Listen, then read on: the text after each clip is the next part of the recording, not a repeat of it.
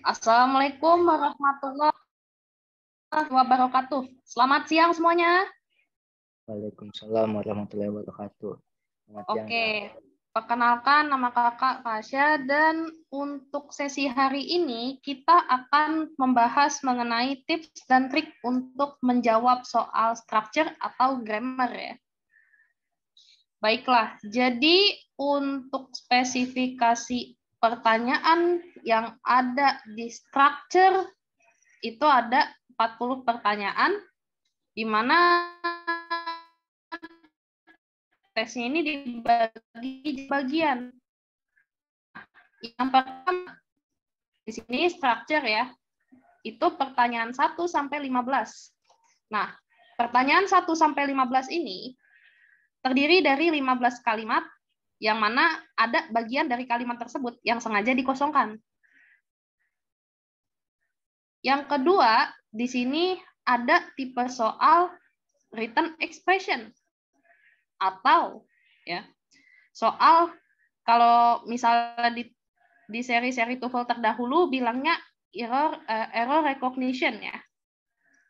Jadi kita mengenali kesalahan yang terjadi di sebuah kalimat. Nah, ini ada strategi umum yang mau saya sampaikan ya. Nah, yang paling penting adalah kita mulai mengerjakan question atau pertanyaan 1 sampai 15 dulu.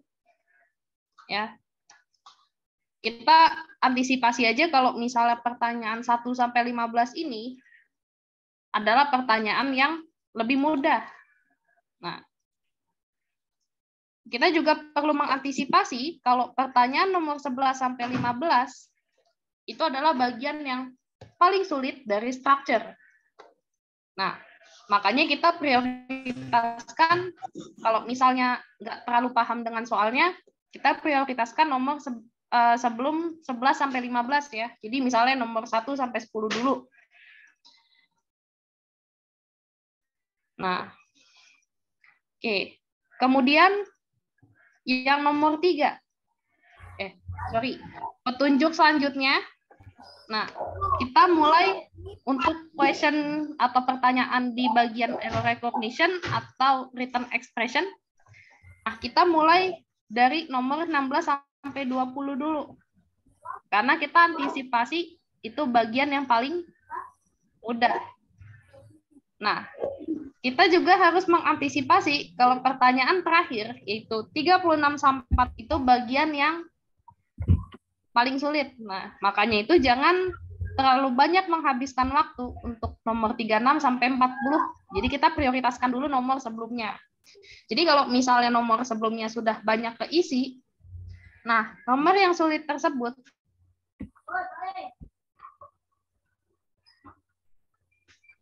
antara bisa di skip atau dapat kira-kira cara menjawabnya. Nah, itu boleh dijawab belakangan. Kira-kira seperti itu ya untuk petunjuk umumnya. Nah, adapun di sini saya mau bahas dulu pertanyaan dari nomor 1 sampai dengan 15. Itu model structure ya. Kira-kira pertanyaannya seperti ini ya adik-adik. Titik-titik is taking a trip to New York. Ya.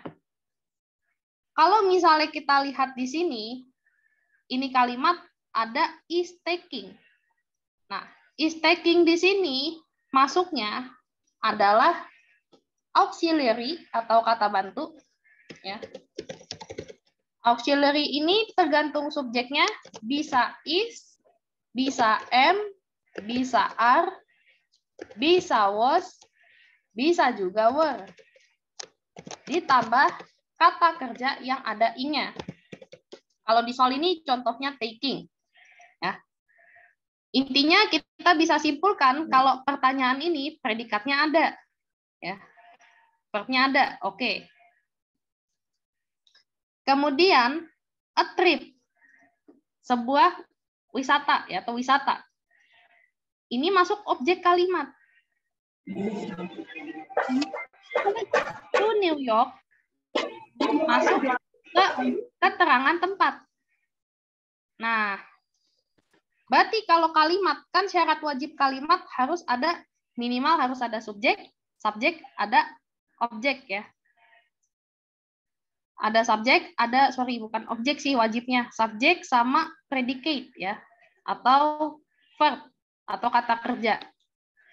Nah, permasalahannya di sini ada verb ya atau ada predikat tapi nggak ada subjeknya. Nah, berarti yang kosong subjek. Nah, apa aja sih Kak yang bisa masuk sebagai subjek kalimat? Jadi, subjek kalimat atau subjek kalimat itu yang biasa masuk adalah satu, kata benda atau noun.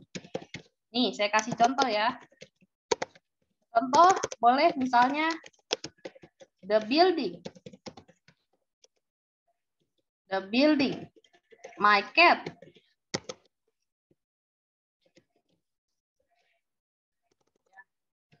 Maria, nama orang, masuk juga kepada kata benda.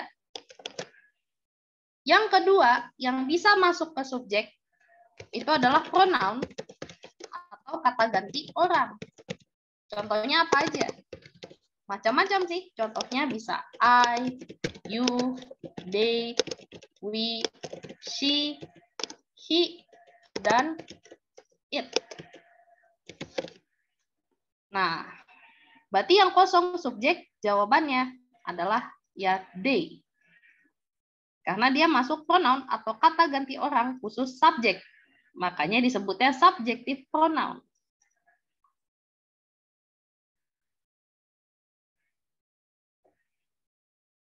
Oke. Kemudian di sini. Ya. Sorry. Ya. Sorry, di sini ada is ya.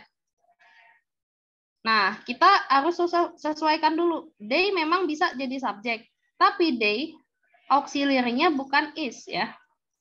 Tapi kalau they biasanya pakai are. Sorry ya. Jadi kita bukan A jawabannya. Kemudian ini juga bisa menjadi subjek. Di sini auxiliary-nya kan is. Nah, berarti subjeknya ada kemungkinan dia sifatnya tunggal atau satu orang. Maka dari itu, the woman itu pakai is. Ya, di C. Terus ada yang nanya, Kak, kenapa when tidak bisa dijadikan subjek? Nah, jadi ini fungsi when ya. Fungsi when yang pertama adalah untuk konjungsi keterangan waktu atau kata hubung yang menyatakan tentang keterangan waktu. Saya kasih contoh kalimatnya. When I was young, pas saya masih muda, I like to swim. Saya suka berenang. Itu fungsi when. Kalau di depan ya. Gitu. Di depan bisa, di tengah juga bisa misalnya. I like to swim when I was young. Jadi ini bukan untuk subjek ya. Jadi when kita eliminasi. Kalau her gimana, Kak?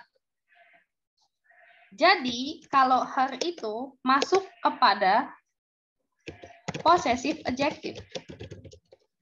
Possessive adjective adalah kata ganti orang yang menyatakan kepemilikan benda. Ya, jadi dia masuk kata ganti orang yang menyatakan kepemilikan benda. Nah, contohnya possessive adjective macam-macam. My, your, their, her, his, its. Nah, kalau dicontoh pada soal itu her, ya. Jadi saya kasih contoh kalimat yang ada her-nya. Misalnya, this is her. Nah, kalau possessive adjective biasanya ditambahin kata benda. Misalnya, this is her wallet. Ini dompet dia. Saya kasih note bahwa possessive adjective selalu disertai noun atau kata benda. Ya, jadi seperti itu ya adik-adik. Sampai sini ada yang mau dipertanyakan nggak? Ada yang mau nanya? Kalau ada yang mau nanya di chat aja nggak apa-apa. Kalau malu-malu di chat. Nanti insya Allah saya jawab ya. Tapi kalau aman saya lanjut ya. Aman ya? Aman atau ada yang nanya?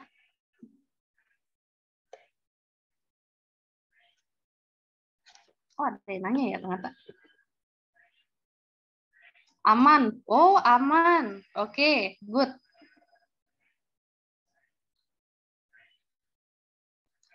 Nah, oke. Jadi di sini ada strategi yang mungkin akan berguna untuk adik-adik dalam menjawab soal tipe structure. Ya. Yang pertama, kita pelajari kalimatnya. Nah, kita pelajari kalimatnya dulu nih. Study the sentence. Pelajari kalimatnya. Jadi tujuan adik-adik sekalian adalah untuk menentukan bagian mana yang kosong dalam melengkapi kalimat tersebut. Nah, misal saya kasih contoh kalimatnya seperti ini ya.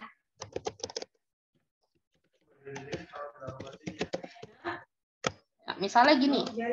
Last Christmas, my brother titik-titik. Titik-titik nih to Central Park. Misalnya seperti ini contohnya. Kita cek kelengkapan kalimatnya. Biasanya kalau dalam sebuah kalimat ya, ada yang namanya subjek atau pelaku kejadian. Yang kedua, predikat atau verb ya. Yang ketiga, pastinya ada objek. Tapi objek sifatnya nggak wajib karena ada kalimat yang isinya cuma subjek sama predikat.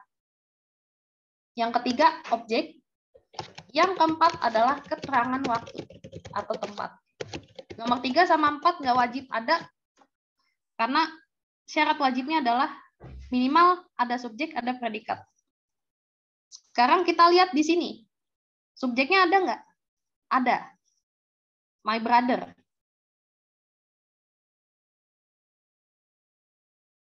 Keterangan waktu jelas ada ya. Last Christmas. KW, keterangan waktu. Nah, terus di sini objek me. Objeknya ada. Ini juga keterangan tempat ada. Nah, yang di sini yang kosong berarti kita tahu, oh, predikatnya ini atau verb-nya yang kosong. Nah, then study each answer based on how well it completes the sentence. Nah, dari pilihan jawaban yang ada, nah berarti kita analisis mana yang kira-kira tidak masuk kategori yang kosong ini. Misalnya saya kasih contoh. Yang A, picking. Yang A, taking. Yang B were taking. Yang C, taken. Yang D. Nah, contohnya misalnya seperti ini. Nah, kebetulan ini kategorinya kan verb semua nih. Verb semua. Nah, kalau verb semua, berarti kita lihat keterangan waktunya. Ini keterangan waktu last Christmas, ya kan? Last Christmas berarti ada kemungkinan dia apa? Past tense, ya kan? Simple past tense ya. Karena waktunya pada masa lampau. Nah, berarti jawaban yang tidak menggambarkan past tense itu bisa kita coret dulu. Itu taking. Nah, kenapa taking nggak masuk past tense? Nah, taking ini, verb ing, sebenarnya kalau misalnya dia mau kategorinya verb atau kata kerja, nah, maka dia harus dilengkapi auxiliary atau pelengkap seperti is, am, are, was, dan were. Kalau misalnya nggak ada, paling jatuhnya nama aktivitas, bukan kegiatan. Bukan si A atau si subjek melakukan kegiatan B. Bukan. Berarti Yang A sudah kita langsung eliminasi. Kemudian yang kedua kita eliminasi adalah C, taken. Nah, kebetulan taken ini masuk ke kategori verb 3. Verb 3 itu masuknya adalah past participle. Nah, past participle biasa digunakan untuk menyatakan aktivitas yang sudah selesai. Ya. Ini saya bagi dua untuk penggunaan past participle, ada yang past, ada yang present perfect. Ya. Ini past perfect, ini present perfect. Jadi kalau yang namanya past perfect itu biasa digunakan untuk menyatakan kegiatan yang selesainya, ya, yang selesainya udah agak lama. Sementara present perfect untuk kegiatan yang baru selesai. Baru banget saat ini selesai. Tapi yang jelas untuk verb 3 ini dia tidak bisa berdiri sendiri tanpa adanya had. Ya, tanpa adanya had atau has. Ini taken doang. Sementara di sini nggak ada had, have atau nggak has. Berarti salah. Sisa tinggal B sama D. Oke. B itu juga masuk past tense ya. Utamanya past continuous ya. Jadi masuk past continuous juga were taking. Tapi ini ternyata B ini salah. Lah, bagaimana salah? Kan bukannya masuk past tense, Kak. Nah, jadi pertama ya. Pertama salahnya adalah kalau were taking berarti satu.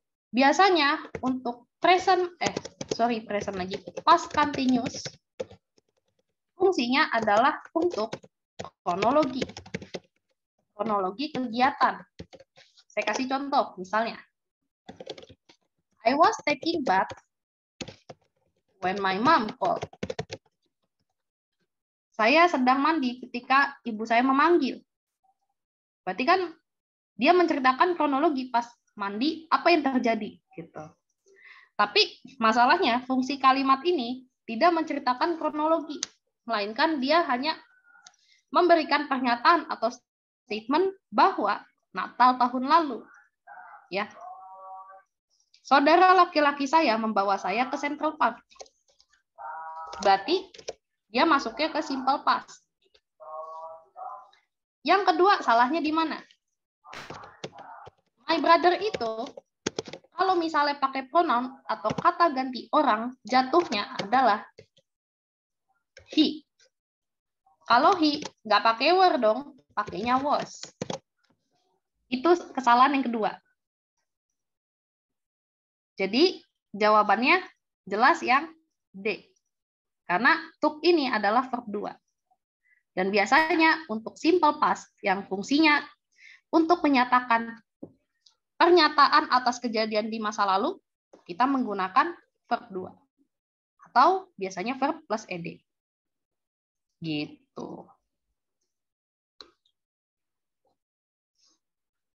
Oke, seperti itu kira-kira ya. Nah, dan diingat juga bahwa jangan pernah mencoba untuk mengeliminasi jawaban yang salah dengan hanya melihat jawabannya. Berarti kita seperti tadi yang saya praktekkan, kita harus lihat kesesuaiannya dengan satu, keterangan waktu. Karena ini yang kosong predikat atau verb, pasti erat kaitannya sama tenses. Apakah tensesnya dia present atau mungkin berkaitan dengan masa sekarang atau past gitu. Kalau ini kan jelas past tense ya, karena last Christmas. Nah, ini akan membantu untuk mengeliminasi jawaban yang ngawur gitu.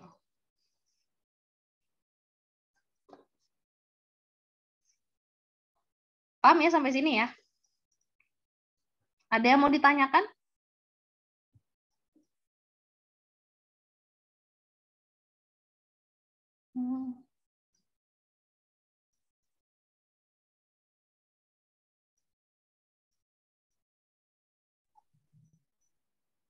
Ada yang mau ditanyain deh?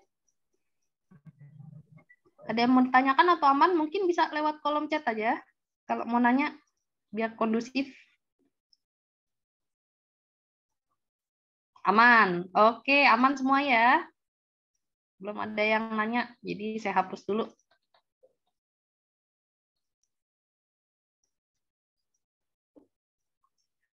Nah, oke.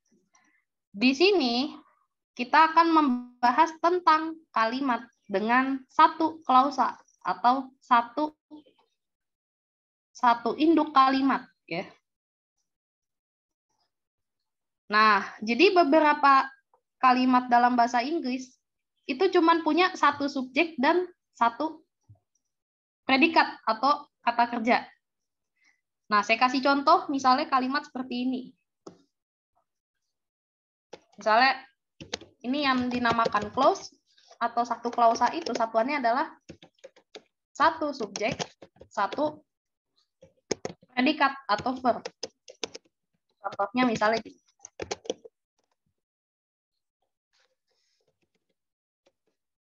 My brother sleep. Ya.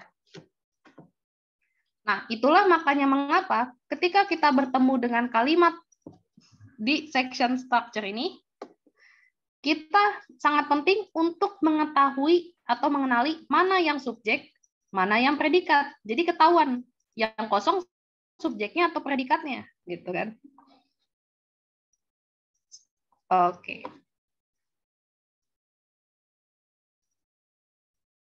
Nah, tapi dalam beberapa kasus nih kadang-kadang ada kesulitan untuk mengenali mana yang subjek, mana yang predikat. Biasanya kalau predikat lebih mudah dikenali, tapi kalau subjek, nah itu sering bingung anak-anak. Gitu. Misalnya objek preposisi, aposisi, atau enggak participle. Nah, karena di sini biasanya mirip dengan subjek atau enggak predikat. Nah, saya kasih contoh, ini tips 1 ya. Nah, ini tip pertama, pastikan bahwa kalimat tersebut punya subjek, punya verb atau predikat. Ini syarat wajib. Nggak ada objek, nggak apa-apa. Nggak ada kata keterangan, oh lebih nggak apa-apa. Gitu, nggak apa-apa itu. Tapi subject and verb is mandatory, wajib ya. Kalau misalnya di sini kita lihat ya. Kita lihat di sini ada verb. Nah, was itu masuk verb loh, ya, atau masuk predikat, ya. Was itu masuk predikat. Gitu. Was masuk predikat. Kemudian di sini backup. Backup ini masuk predikat juga. Berarti predikatnya sampai sini.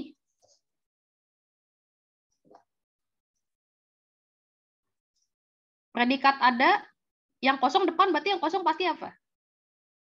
Yang kosong pasti subjek. Predikatnya mah ada. Nah, kalau misalnya kita lihat yesterday. Yesterday sama in the morning, ini salah dua-duanya. Kenapa? Sebab yesterday atau kemarin dan in the morning atau pada pagi hari, keduanya masuk ke dalam adverb of time atau keterangan waktu. Kalau adverb of time sih sifatnya nggak wajib, tapi yang wajib kalau subjeknya kosong ya diisi bagian subjek. Nah, seperti yang saya katakan pada penjelasan sebelumnya, bahwa kalau misalnya subjeknya kosong, kita isi dengan noun atau kata benda dan pronoun ya, atau kata ganti orang atau benda. Nah, sekarang sisa traffic sama car. Ya. Oke. Sisanya traffic sama cars. Dua-duanya kata benda. But how do we distinguish this? Bagaimana cara kita membedakannya? Nah, kita lihat di sini. Verbnya was. Ya. Was itu biasanya untuk singular atau untuk objek yang tunggal. Dalam artian biasanya nggak ada S belakangnya. Untuk objek yang plural atau lebih dari satu atau banyak biasanya ditandai dengan adanya S atau ES. Tentunya kita pakai were. Ya.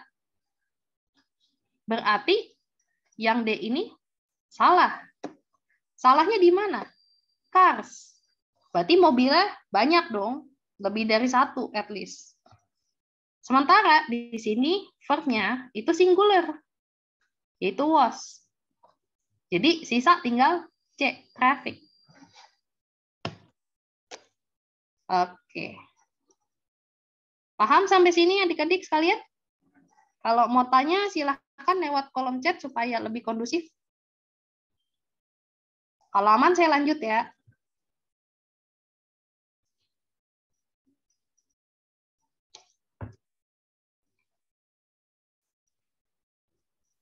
Ada yang belum paham?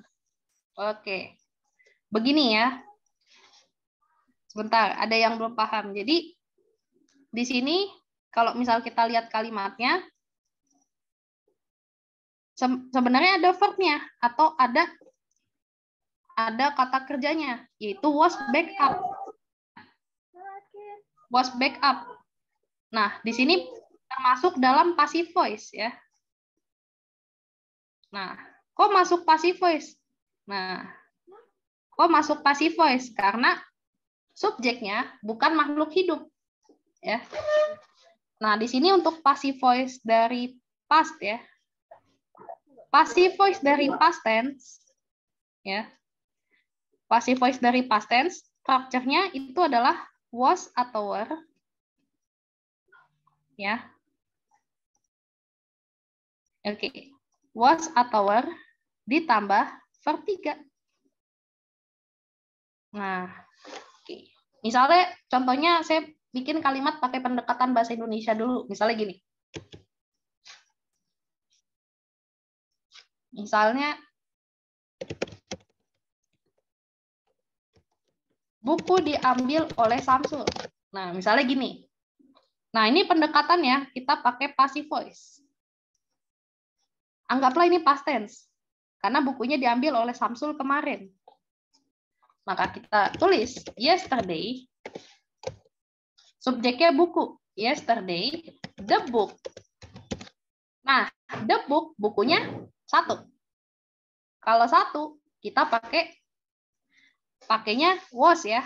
Karena was dipakai untuk subjek yang ada 1. The book was.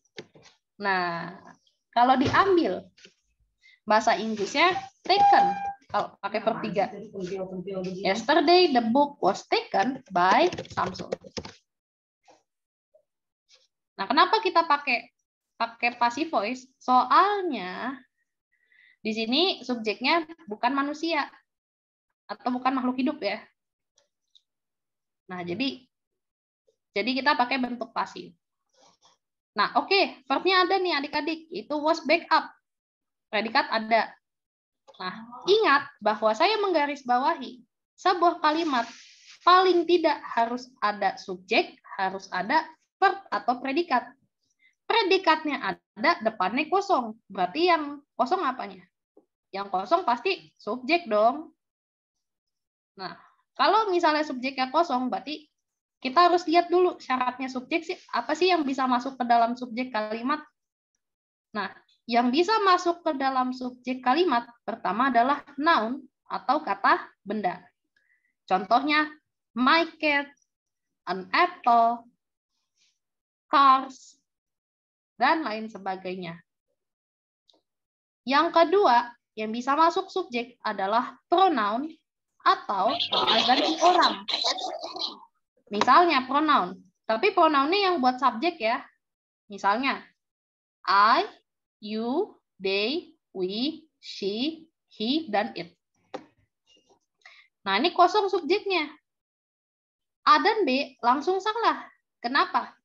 Yang kosong subjek, berarti yang masuk kata benda atau enggak kata ganti orang. Sementara yesterday dan in the morning, dua-duanya keterangan waktu. Berarti kita nggak bisa masuk ya. Bisa tinggal C sama D ya. Sisa tinggal C sama D antara traffic sama cars. Karena berhubung dua-duanya ini noun ya, atau kata benda. Nah, tapi kita lihat dulu nih. Di sini pakai to be-nya itu was. Nah, to be was digunakan ketika subjeknya ya itu singular atau kata benda yang jumlahnya tunggal atau satu. Sementara kalau misalnya bendanya lebih dari satu, pada subjek kita menggunakan were. Berarti D salah. Kenapa? Kalau cars berarti mobilnya lebih dari satu. Nah, jadi ya karena A, B, D salah, sisa C. Traffic. Traffic ini singular ya, atau kata benda tunggal. Nah, oke, sekarang sudah paham belum semuanya?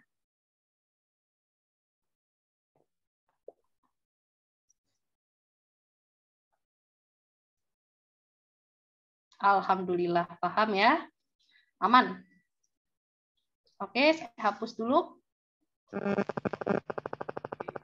Saya turun ke contoh nomor 2.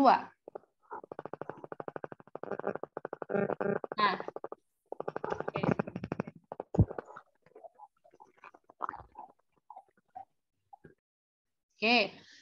Oke, adik-adik.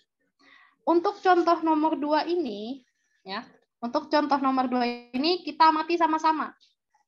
Yang kosong bagian subjek atau predikat. Nah, kita lihat engineers, insinyur. Oh, ini subjek kalimat. Subjek ada ya. Nah, subjeknya ada.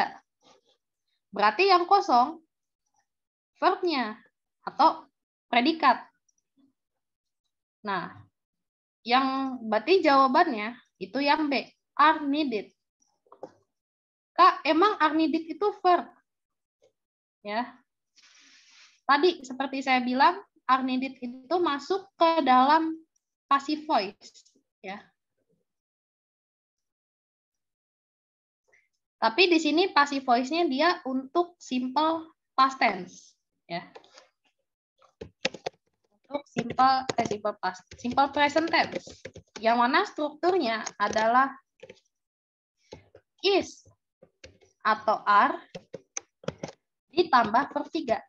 Saya mau kasih contoh kalimatnya yang pakai passive voice simple present tense.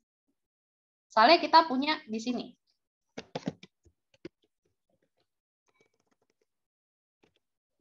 Misalnya,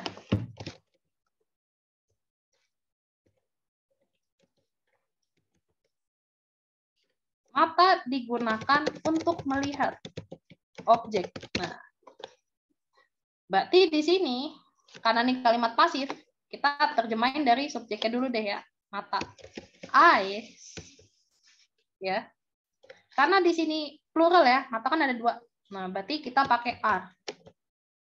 Kemudian verb 3-nya use, ya.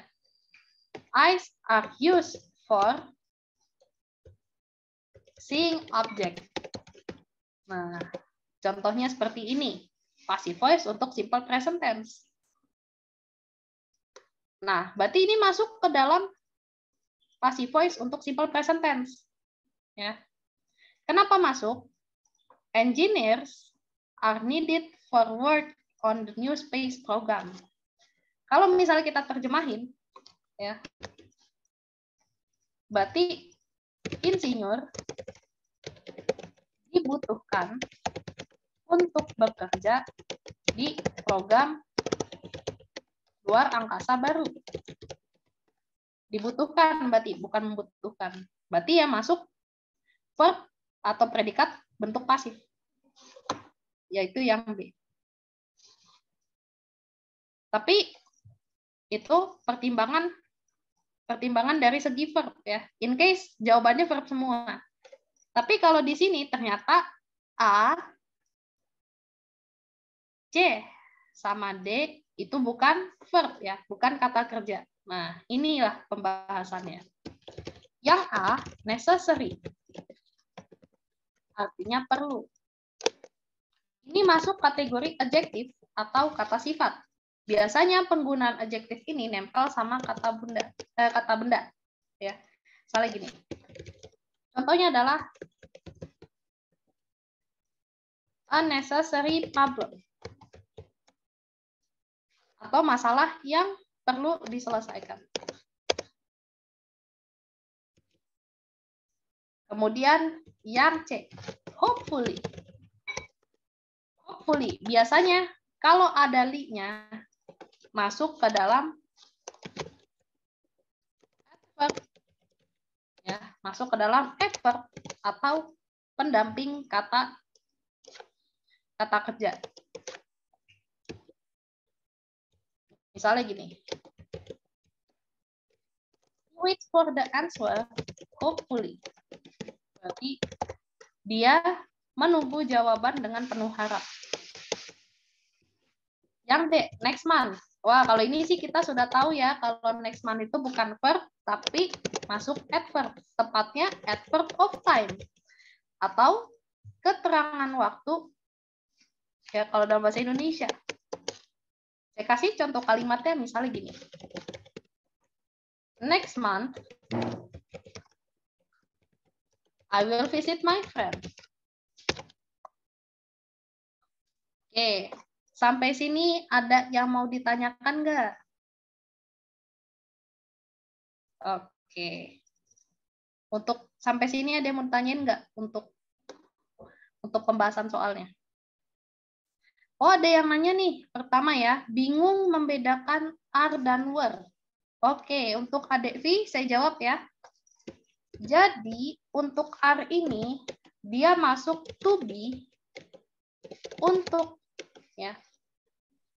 present atau untuk penggunaan saat ini. Saya kasih contoh misalnya gini.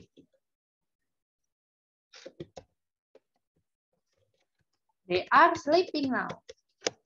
Berarti mereka lagi tidur. Berarti dia untuk menyatakan kegiatan yang sampai saat ini belum selesai. Terjadi di masa kini. Sementara untuk were, ini adalah to be untuk past tense. Dipakai di kala waktu lampau atau yang sudah lewat. Digunakan untuk menceritakan kronologi di masa lalu. Saya kasih contoh misalnya gini. They were sleeping when I knocked the door.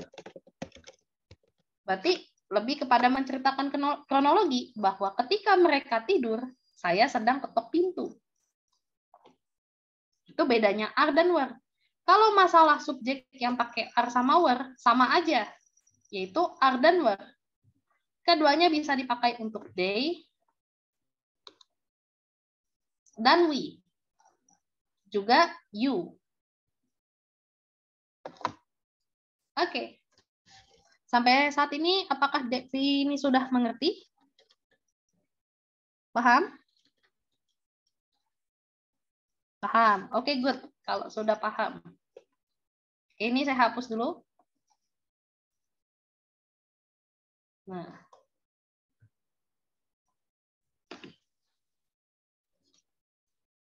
Oke. Nah, di sini kemudian ada contoh ketiga. Contoh ketiga ini adalah contoh yang sedikit kompleks ya. Kenapa? Karena di sini subjek ada the boy. Verbnya ada going. Predikatnya ada. Ya. Nah, subjek ada, predikat ada, yang kosong apanya dong? Nah, supaya kita benar, kita butuh to be. Ya. Kita butuh to be. Nah, to be di sini bisa is, ya, karena ini buat the boy ya. The boy itu kan he. Bisa is, bisa was, bisa juga kita pakai will be. Ini untuk future. Nah, berarti kita pakai yang they will be going to the movies with a friend. Kak, emang will be buat apaan, Kak? Nah, mungkin adik-adik masih asing sama yang namanya future continuous tense. Nah, future continuous tense digunakan untuk menyatakan rencana masa depan yang pasti akan dijalani dalam kurun waktu tertentu. Nah, misal kita di bahasa Indonesia punya kalimat seperti ini, adik-adik. Saya akan pergi, ya. Saya akan pergi, ya. Saya akan pergi ke Makkah bulan depan. Nah, ini memang benar-benar ada plan ya. Jadi bulan depan dia pasti berangkat ke Makkah. Nah, berarti ini jadi I will be going to Makkah next month. Jadi ini fungsi hampir sama dengan to be ya. To be sama dengan to be going to. Ya, misalnya I am going to. Gitu. Itu fungsinya sama. Kenapa yang A dan B salah? Karena yang A sama B ini ada he-nya. Sementara di sini udah ada subjek. Jadi nggak usah ditambahin he gitu kan. Subjeknya udah ada, ya, nggak kosong. Kemudian, ya, di sini yang C salahnya di mana? Mohon maaf, relaxing ini adalah verb. Sementara di soal ini sudah ada verb-nya. Nah, lo ya nggak? Berarti kalau kita tambahin is relaxing, terus ada going, verbnya ada 2 dong. Nggak efisien berarti kalimatnya. Satu-satunya jawaban yang masuk akal adalah D. Oh, ada yang tanya kayaknya nih. Iya, D. D ya adik-adik, karena kalau yang A sama B itu kan ada he-nya.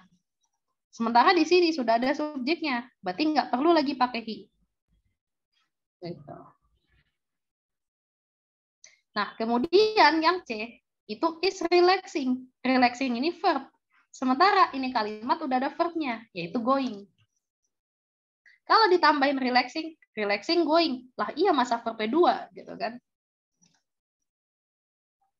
Nah, maka dari itu kita harus ingat baik-baik bahwa sebuah kalimat dalam bahasa Inggris setidaknya harus punya 1 subjek, 1 verb ya. Harus punya 1 subjek dan 1 predikat. Sama halnya dengan bahasa Indonesia. Itu wajib ya. Oke, sampai sini ada yang mau ditanyain nggak? Atau aman?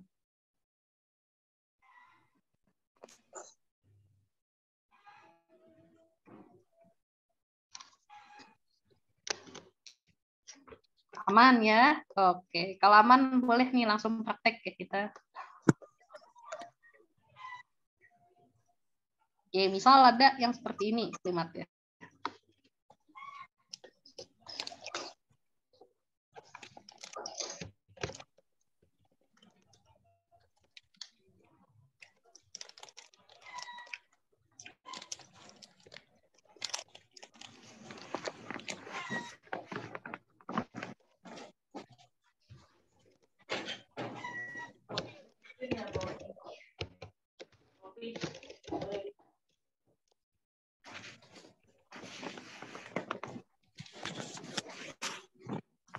Mama, salmonnya mama mau sebelah.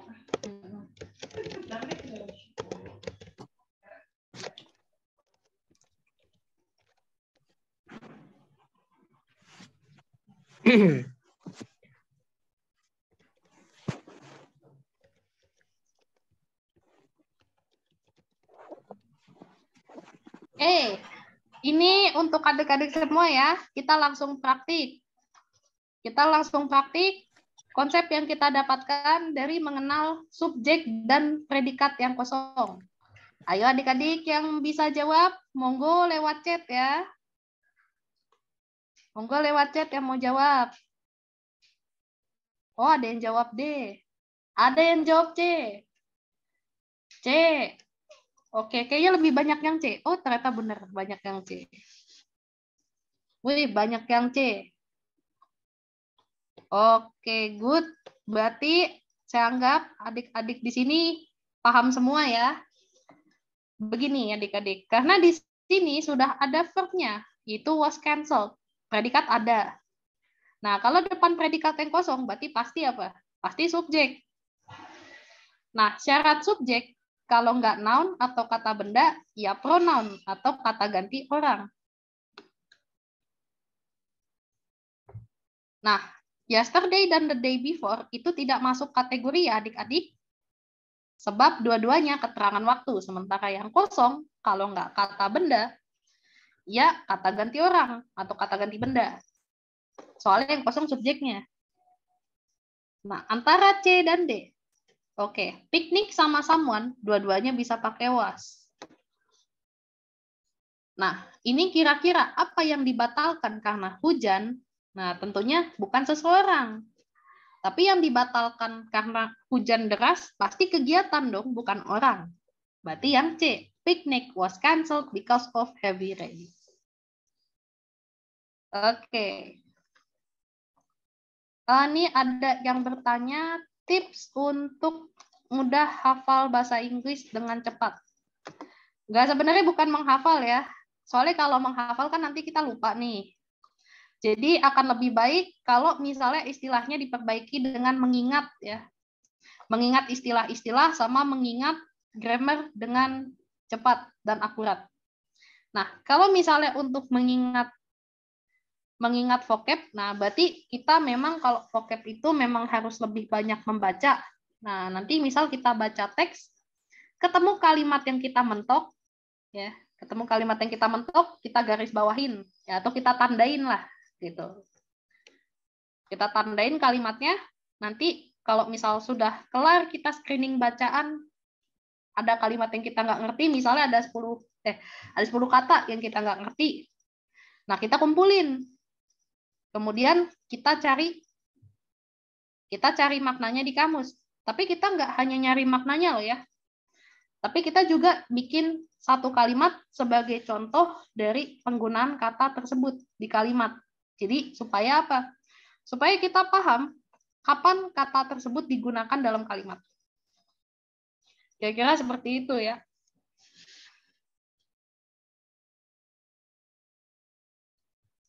Oke. Itu yang pertama. Tips pertama tadi, alhamdulillah adik-adik lolos ya. Bisa mengenali mana yang kosong, yaitu subjek dan predikat. Yang kedua, hati-hati dengan objek atau preposisi kalimat. Nah, hati-hatilah dengan objek atau preposisi. Nah, an object of a preposition, ya, atau objek dari preposisi atau objek kata depan adalah kata benda atau kata ganti orang atau kata ganti benda yang ada habis preposition, yang ada habis kata benda, yang ada habis kata depan. Nih, ciri-ciri kata depan misalnya in, at, of, to, by, behind, on, dan salah satu contohnya di sini adalah with. Nah, di sini digunakan untuk membentuk prepositional phrase atau frase yang ada kata depannya. Contohnya seperti ini kalimatnya. After his exams, Tom will take a trip by boat. Nah, di sini subjek sebenarnya adalah Tom.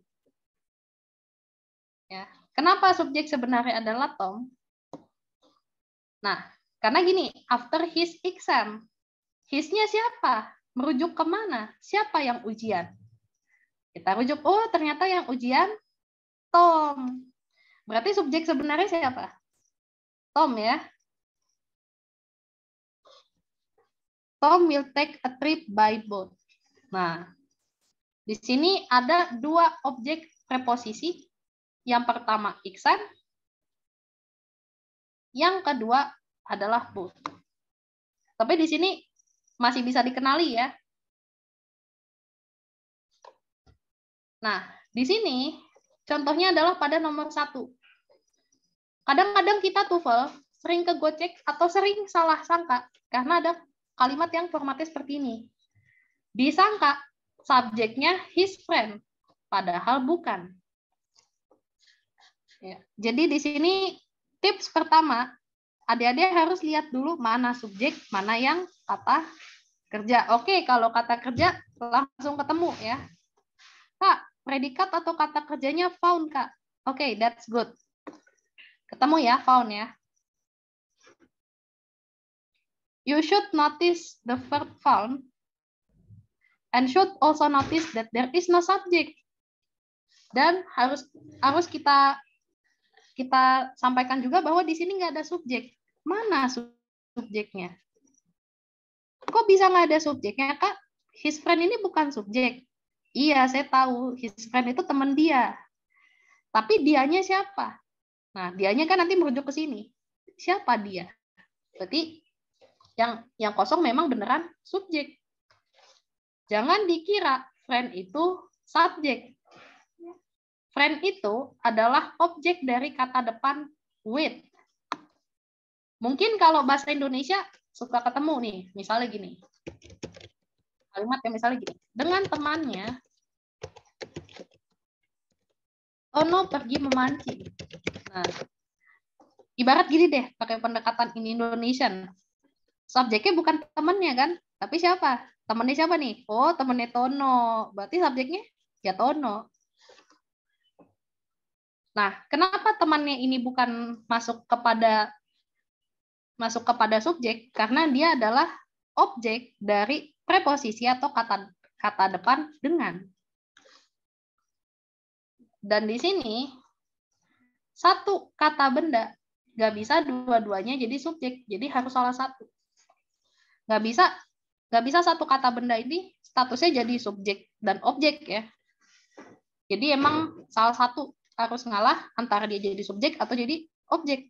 Gitu.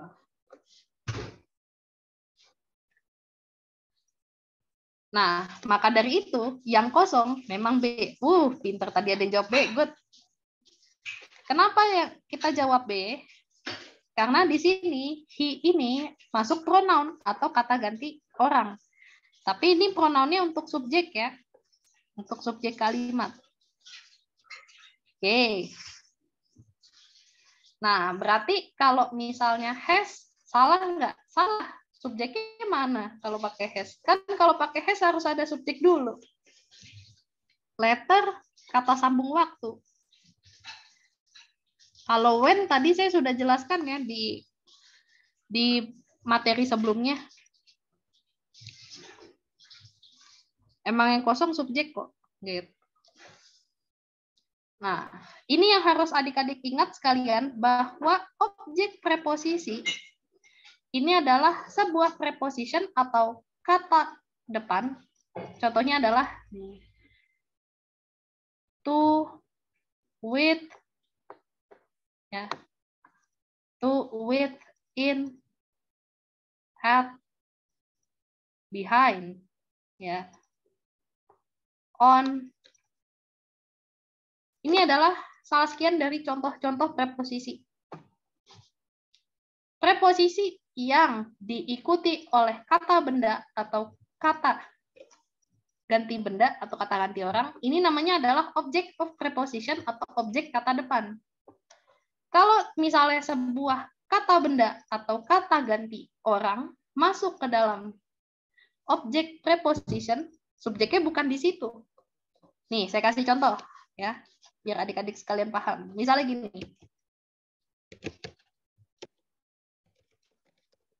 In her house,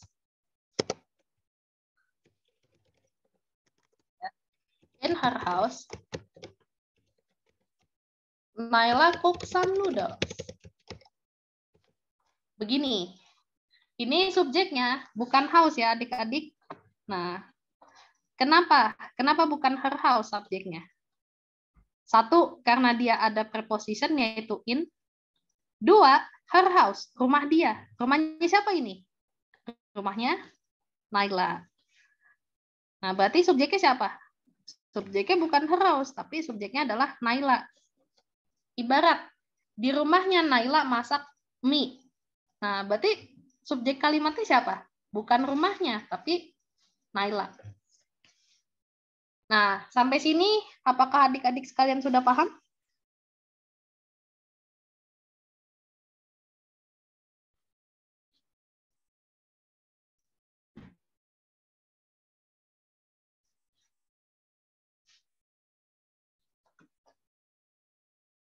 Nah, akhirnya sudah paham ya. Yaudah, kalau sudah paham, kan nggak afdol nih kalau misal kita nggak praktek. Saya kasih coba satu soal ya untuk adik-adik sekalian. Ntar saya lagi share whiteboard dulu. Nah, sudah kelihatan. Ya udah, ini untuk nomor 2 ya adik-adik. Langsung praktek konsep yang tadi.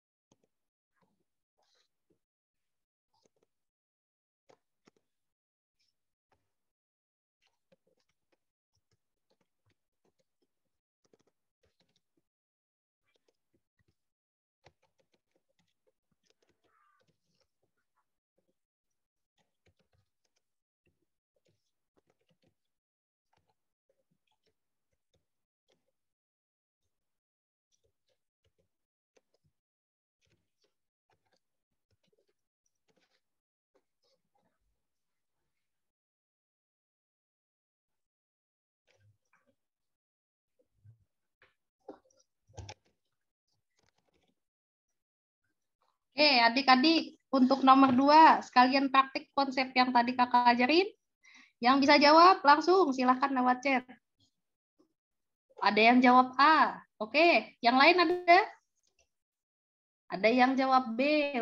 Ada yang jawab D juga. Lebih banyak yang jawab D ya, ternyata. Ada lagi nggak yang mau jawab nih?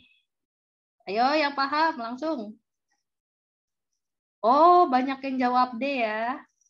Ya, betul adik-adik. Jawabannya adalah D. Ya. Jawabannya D ya. Kenapa kita bisa jawab D? Begini adik-adik. Ini kalimat, ada predikatnya. Nah, posisi subjeknya sebelah mana? Nah, kita mastiin ada subjeknya atau enggak dulu. Nah, on the rooftop. Ini masuk preposisi ya, atau kata penunjuk letak ya. On the rooftop of the house. Di atas genteng rumah. Keterangan tempat dong ya, berarti ini. Berarti on the rooftop of the house, keterangan tempat. Keterangan tempat ada, objek ada, lah berarti subjeknya ya kosong. Nah, yang bisa dijadikan subjek adalah they. Ya. Kalau there nggak bisa, were nggak bisa kalau nggak ada subjeknya ya.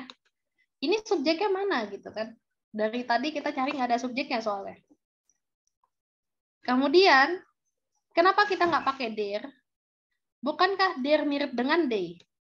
Begini adik-adik. Jadi there itu masuk ke dalam yang namanya possessive adjective. Atau possessive adjective. Atau kata penanda kepemilikan benda. Biasanya possessive adjective ini ditambah dengan noun atau kata benda. Contoh. This is their ball. Pasti ada kata bendanya. Gitu. Kalau ini kan yang kosong beneran subjek. Gitu. Iya, memang belum ada subjeknya ya, adik-adik.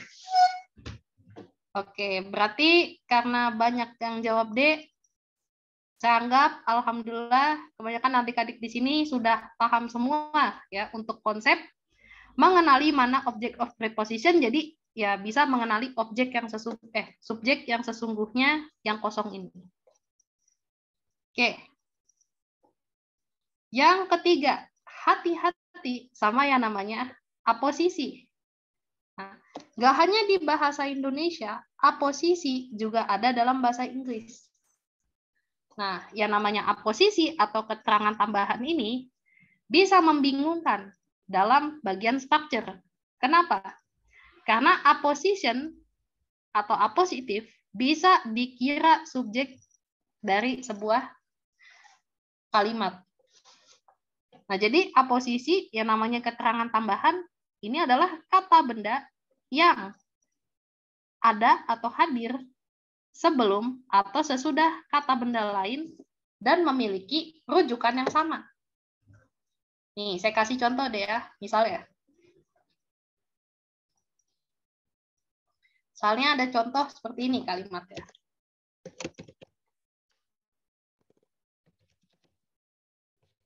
Chandra, Diva's brother, is an architect. Nah, hati-hati di sini. Nanti jangan dikira ada dua orang ya. Enggak, ini adalah orang yang sama. Jadi, Diva's brother, ya, ini adalah aposisi atau keterangan tambahan. Dan biasanya memang aposisi ini mau bahasa Inggris, mau bahasa Indonesia, memang diapit 2 koma. Ya. Jadi, ini diapit 2 koma. Diva's brother siapa? Oh, Chandra. Keduanya adalah orang yang sama. Gitu. Jadi, Diva's brother is an architect sama dengan Chandra is an architect. Jadi, Diva's brother ini untuk menegaskan kalau Chandra adalah saudaranya Diva. Kalau nggak ada pun nggak apa-apa, karena intinya adalah Chandra seorang arsitek. Gitu. Ini menunjukkan, misalnya dengan contoh yang di sini ya, misalnya Sally, the best student in the class. Ini sama orangnya. Ini menunjukkan kalau misalnya siswa terbaik di kelas dan Sally adalah orang yang sama. Gitu. Kalau misalnya opposition ini nggak ada, ya nggak apa-apa. Karena intinya adalah Sally dapat A dalam ujian. Nah, kata the best student in the class atau siswa terbaik di kelas cuman menegaskan kalau orangnya si Sally. Gitu. Nah, yuk kita langsung praktik sama-sama di sini. Nah, misalnya gini adik-adik ya. Titik-titik, George is attending the lecture. Ini diapit 2 koma ya. Kalau diapit 2 koma gini sah dia aposisi. Nah, yang ada di pikiran kita, George ini siapa? Ya kan? Siapa George? Kok tahu-tahu muncul gitu. Kalau diapit 2 koma ini biasanya aposisi. Berarti ya, kalau misalnya kita kenali ada 2 koma yang mengapit, berarti dia masuk statusnya aposisi atau keterangan tambahan. Nah, kita mengenali kalau George bukan subjek kalimat. Subjek sebenarnya adalah my friend. My friend George is attending the lecture. Ini menunjukkan kalau my friend is attending the lecture sama George is attending the lecture itu adalah hal yang sama. Gitu. Ini George-nya buat apa dong, Miss? George ini untuk menegaskan kalau teman yang hadir kuliah namanya George. Udah, itu aja fungsinya. Yang A bukan subjek ya. Jadi A ini keterangan waktu. Happily, dengan senang hati, ini masuk adverb atau keterangan ya. Keterangan pelengkap verb. Because of the time, ini apa because of the time? Karena waktu. Nah, waktunya telat atau gimana? Ini yang C ini kita udah sus ya, udah curiga dari awal karena not make sense.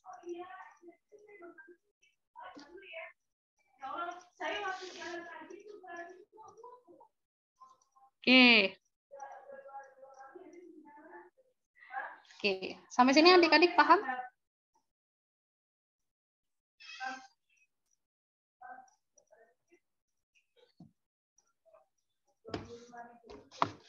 Kayaknya ada yang jawab.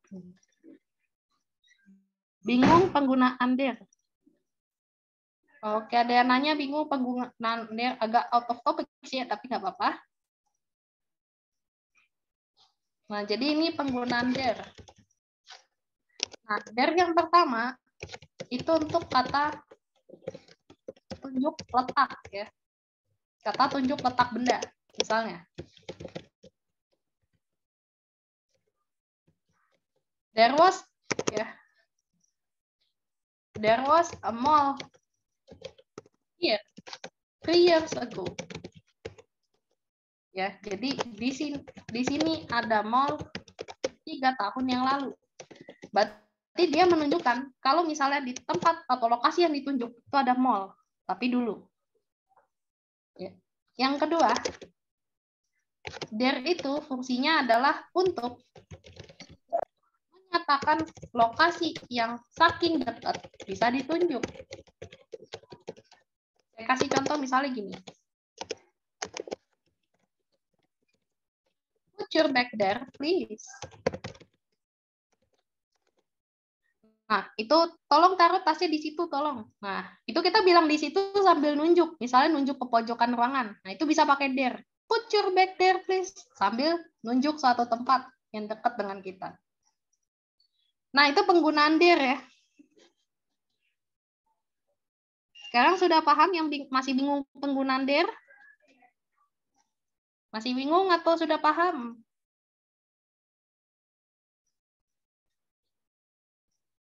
Nah, alhamdulillah udah paham ya. Oke. Nah, ini kita mau menunjukkan contoh lainnya. Nah, kadang-kadang contoh selanjutnya menunjukkan kalau misalnya aposisi nggak selalu hadir setelah subjek. Kadang-kadang aposisi ini bisa sebelum kalimat. Ya. Dari sini kita tahu ya. Ada subjeknya, ada Sarah. Ya. Subjeknya ada Sarah. Predikatnya ada Mrs.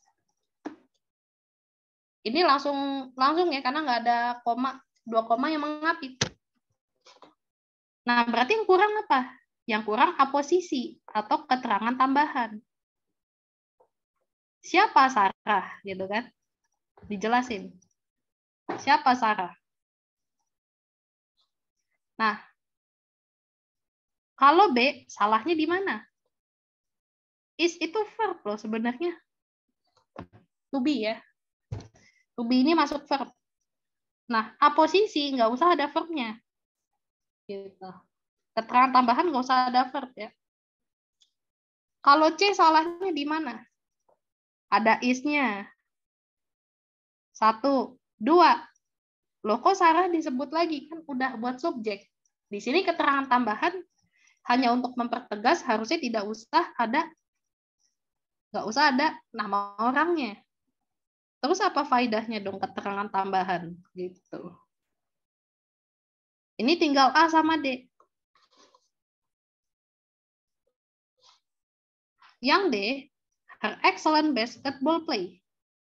Oke, di sini play ini masuk noun atau kata benda. Kah bukannya play itu verb? Oke, di sini ada nounnya, play. Play itu di sini lebih kepada permainan ya. Tapi permainan sama Sarah ini nggak sama rujukannya. Jadi nggak benar. Jawabannya jelas yang A. Ya. An excellent basketball player. Ya. Seorang pemain basket yang handal. Siapa pemain basket yang handal ini? Lihat subjek, Sarah. Jadi jawabannya A. Paham sampai sini?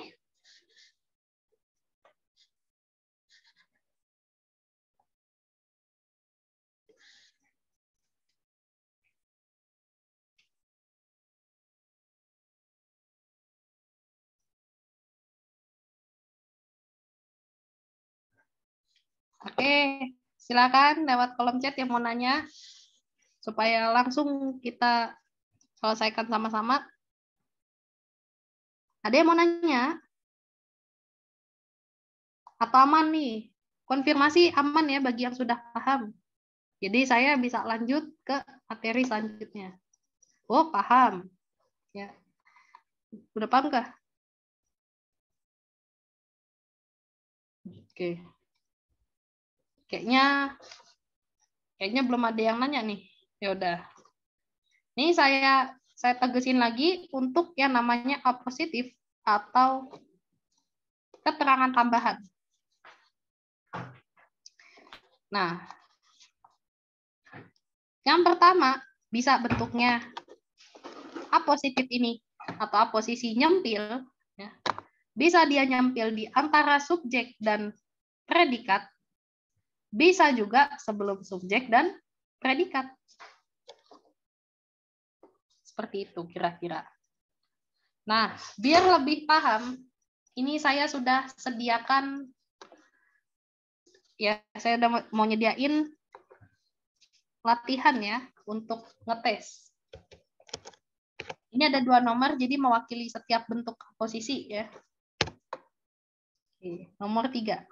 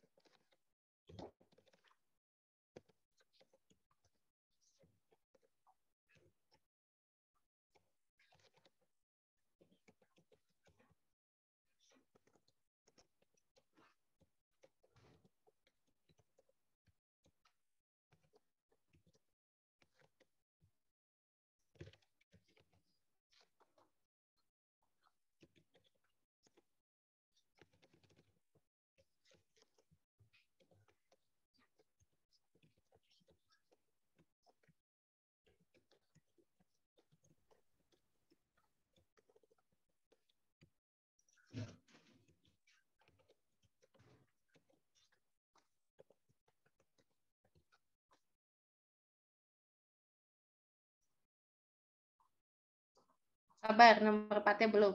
Nanti kalau saya kasih aba-aba jawab, jawablah.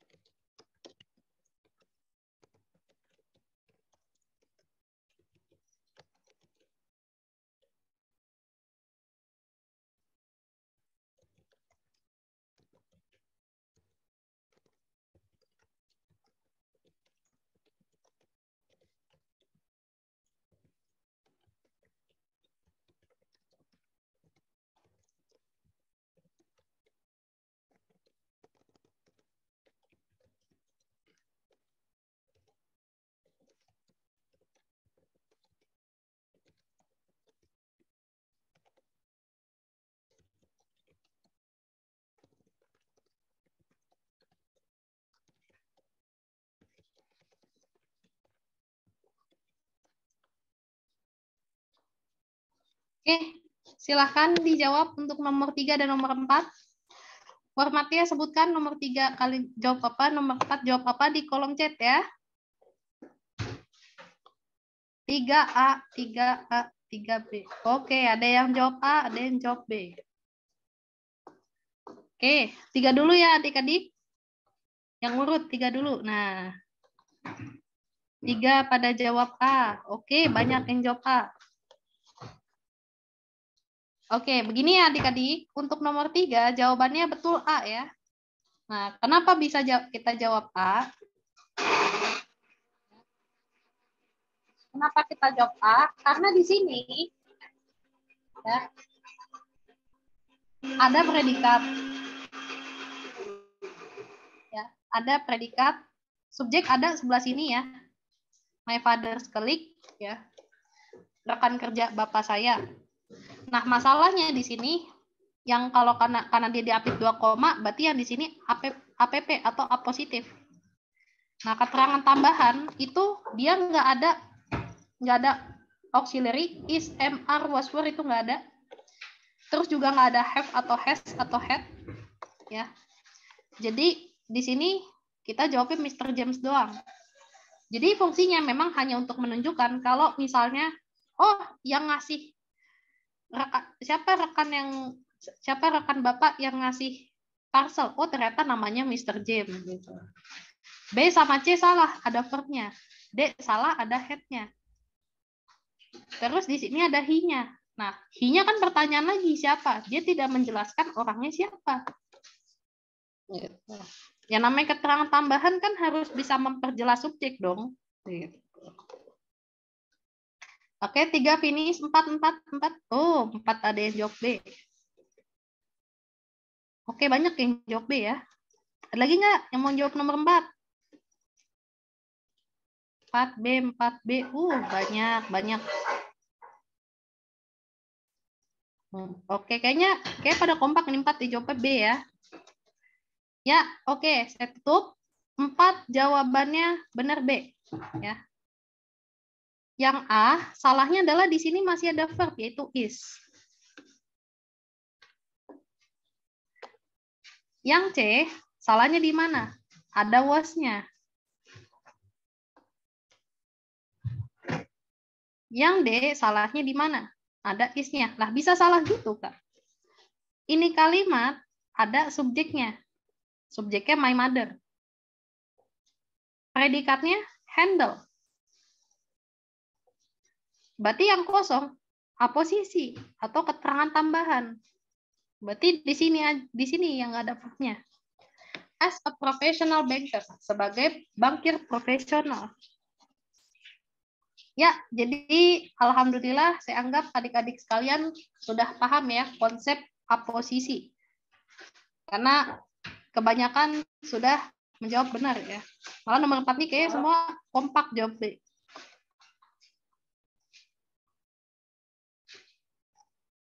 Oke. Nah, di sini ini adalah skill yang terakhir untuk hari ini yang saya ajarkan, yaitu tolong hati-hati sama present participle. Ya.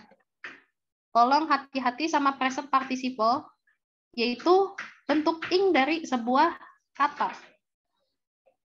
Itu talking atau enggak playing. Nah, kok bisa bikin bingung, Kak? Karena di sini di bagian structure, present participle atau verb yang ada ing-nya bisa dia masuk verb atau bisa masuk adjective atau kata sifat, ya. Nah, kalau ini the man is talking to his friend. Pria itu lagi ngobrol sama temennya. Ini benar posisinya predikat dalam kalimat ya. Benar posisinya verb. Nah, kalau present participle ini adalah adjective dan dia tidak ditemani oleh to be. Nggak ada is, nggak ada are, nggak ada am, nggak ada was, nggak ada were juga. Nah, kan bingung tuh kita. Ini masuknya adalah present participle. Di sini, ini untuk melengkapi subjek the man talking to his friend. Berarti ini untuk menjelaskan bahwa ya yang dimaksud pria tersebut, pria yang dimaksud adalah pria yang ngomong sama temannya. Ini untuk menjelaskan kalau pria yang ngomong sama temannya itu ada kumisnya, ada jenggotnya, gitu. Verbnya ada nggak? Ada, verbnya has. Oke.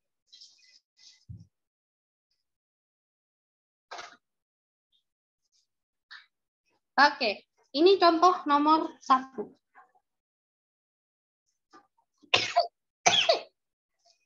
Aduh, gebes. Oke. Nah, dalam contoh ini, kalau misalnya kita lihat hanya kalimat awal, mungkin kelihatannya the child ini subjek dan yang kosong adalah verb. Tapi kalau misalnya kita lihat predikatnya sebelah sini, ya, is. Sebelah sini predikatnya. Jadi sepanjang ini, ya, sepanjang ini subjek. Subjeknya sepanjang ini, guys. Jadi ini posisinya untuk menjelaskan kalau misalnya, ya, kalau misalnya ini untuk menjelaskan kalau anak laki-laki saya adalah itu anak laki-laki yang lagi main di taman. Ya.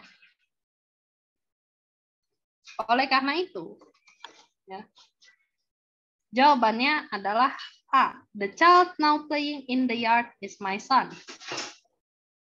Anak yang sekarang lagi main di taman itu adalah anak laki-laki saya. Predikatnya sebelah sini nih. Kalau misalnya kita kira playing-nya itu verb, mungkin kita bakal milih. Kalau nggak B atau D. Tapi ini playing-nya bukan verb ya. Nah, karena di sini ada verb lain dalam kalimat ini, yaitu is. Ini predikat yang sesungguhnya. Ya. Berarti sepanjang ini subjek. Berarti ngisinya jangan pakai verb, tapi pakai now. Nah, kenapa kita nggak pakai he? Ada subjek lain, yaitu the child. Ya. Subjeknya udah ada sebenarnya the child. Oke, sampai sini apakah adik-adik sudah paham?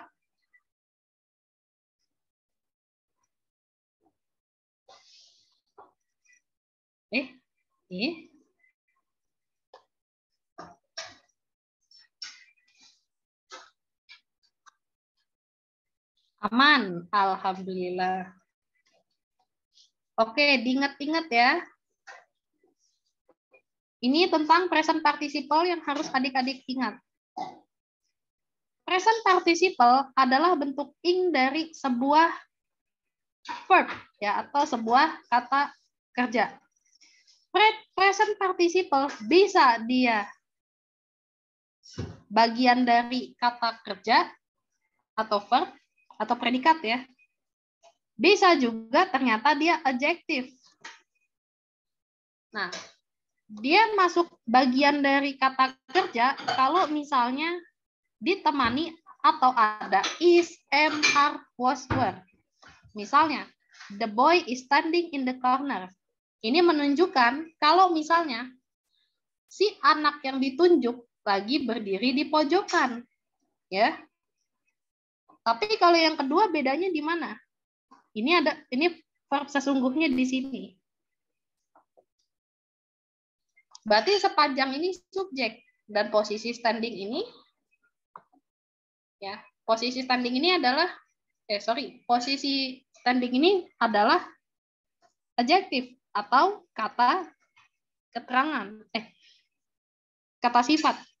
Nah, ini untuk menunjukkan bahwa anak laki-laki yang duduk di pojokan nakal. Gitu. Jadi untuk menjelaskan subjek yang dimaksud. Gitu. Silahkan ya. Sampai sini sudah paham?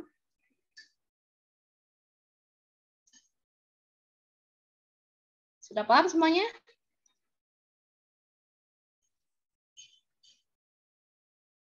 Wah, paham. Oke, paham ya.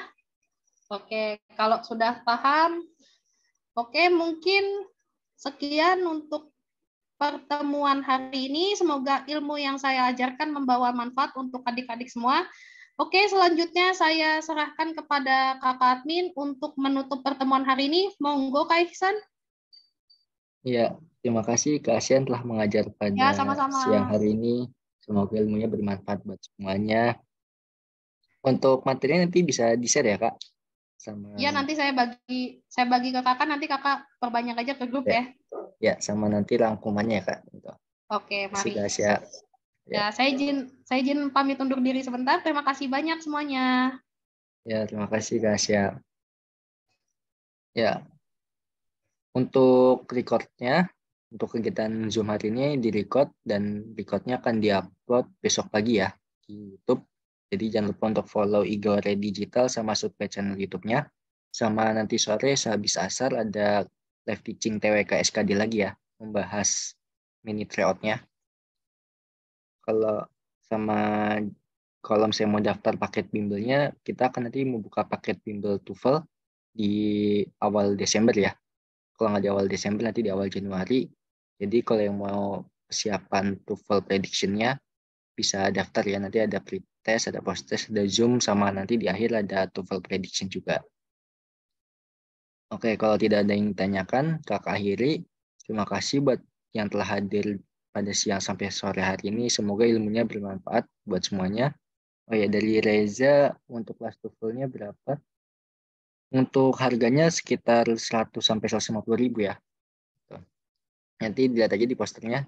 Posternya akan diposting awal bulan depan ya. Jadi biar kalau yang mau tahu infonya jangan lupa untuk follow IG Hore Digital. Nanti akan diinfokan di situ. Kalau misalnya ada yang tanyakan lagi, nanti bisa DM aja IG Hore Digital atau chat ke WA adminnya ya. Oke, karena udah sore, udah mau masuki waktu asar, kakak akhiri. Terima kasih semuanya buat yang telah hadir pada siang sampai sore hari ini. Semoga ilmunya bermanfaat buat semuanya. Dan semoga dapat diterima dengan baik. Kakak akhiri, wabillahi taufiq wal hidayah. Wassalamualaikum warahmatullahi wabarakatuh.